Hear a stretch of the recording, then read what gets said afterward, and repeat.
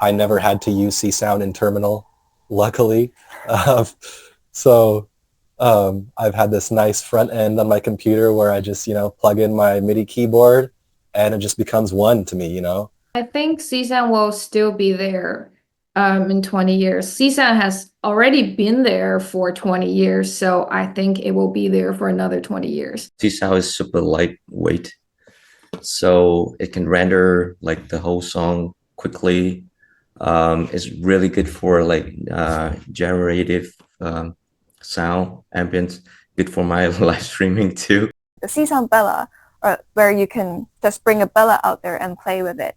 And it's really making the software and hardware integration easier and more convenient, because I know that with the Bella, you could just bring it anywhere.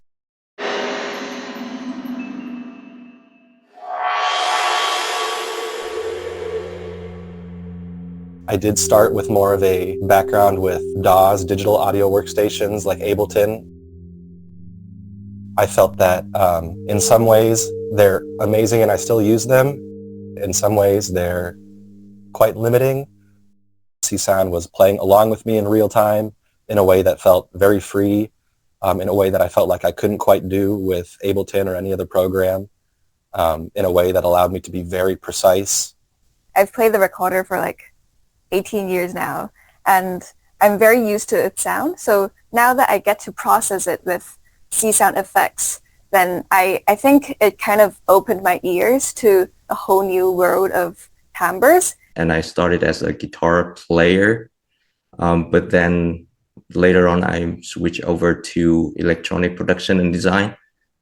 I was classically trained as a pianist, and I started tuning my ears to sound at a very young age. And then Csound was the first audio programming language that I've ever touched in my life. What I'm interested about it is like not just the virtual reality, but the mixed reality, which is the mix between virtual things and also the physical world.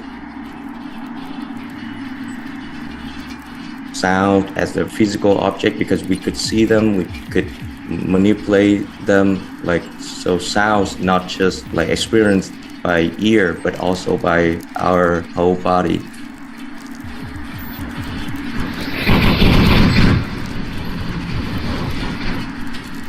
We still have that kind of physical feedback, similar to the hardware thing.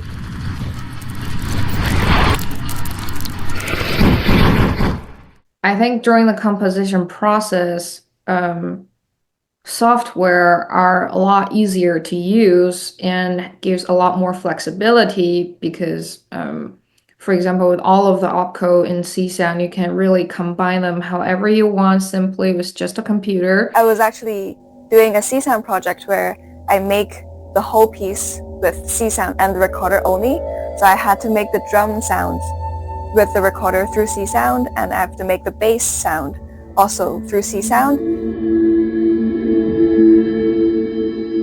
That is when the Csound magic comes, because you could really process the recorder and make it sounding like a snare into sounding like a bass.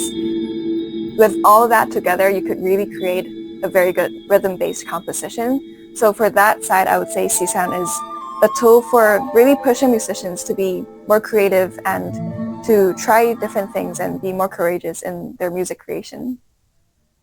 Invest your time and be creative in how to achieve the goal that you want to achieve, because it wasn't like in the manual, like, here's how you make beats. Like, I had to like figure out the fundamentals of Csound first. And then, okay, how do I use these fundamentals to do what I personally want to do? So I found it super fulfilling to sort of walk that path and pave it in a way that I wanted to. I think using Csound really helps you to really create that sound in your brain that you have, and you could just program it out.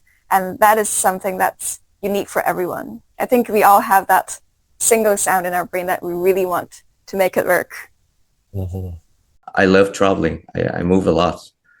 And like, I cannot bring all the instruments with me. I cannot bring the keyboard, I cannot bring the drums or guitar, like carrying it around, So I want to make music and perform anywhere I want. So virtual reality is very promising to me because like with just the headset, I can have the whole system available for me to access anywhere I want. Improvising with people and improvising with Csound or just the computer in general are very different.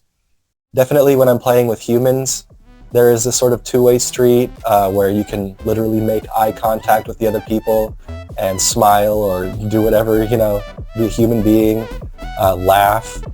I really have no control over what anybody else does. When it comes to improvising with Csound, if I'm the one making the code, essentially I get to tell Csound what it can or can't do within a range that I set, and you have to set the range or else Csound will not work. So there have to be these rules that you give it, but it's up to me to decide how much randomness I want there to be. I wanted to create like this immersive environment that's healing and comforting when I don't have the privilege or people don't have the privilege to go outside and spend a lot of time in nature, but needs something that's quiet, peaceful, calming.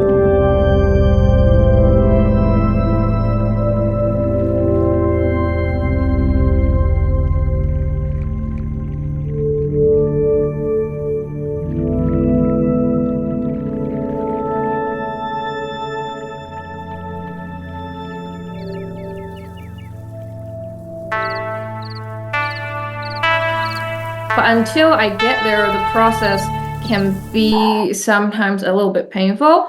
The more creation I've done with Csound, the easier that process has been because now I understand what the syntax is, what parameters to go where and how to debug. And I think Csound being the first audio programming I touched definitely helped me build like this foundation of how to troubleshoot properly later along when I'm working with other programming languages. Creating or like helping people express themselves through music, this idea has always been in my mind. And because of that, I've always been volunteering at different facilities. Some are for like visually impaired, some are for like people that have mobility limitations. Working with patients with stroke, make something that could help them express their needs through what they could do at that time would be very helpful. And for them, it would really be their face because a lot of them have limitations in their limbs right now. That is how I came up with using their face for creating music. For Csound and face tracking,